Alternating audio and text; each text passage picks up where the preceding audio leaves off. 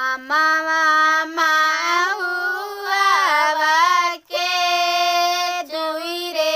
बिरिछिया से हो लगले घानी बाघाजी से हो लगले घानी बाघाजी ताही तर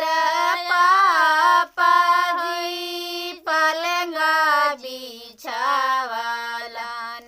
से हो सोवालन नीरा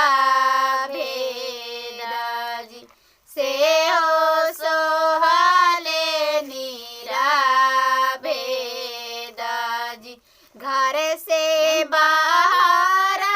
भेला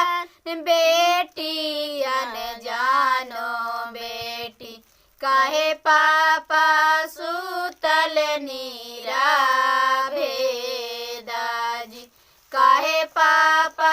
सुतल नीरा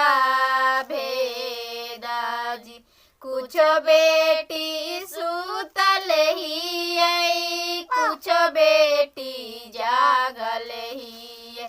कुछ बेटी तिलकिया के सोचागे कुछ बेटी तिलकिया के सोचागे अम्मा हुआ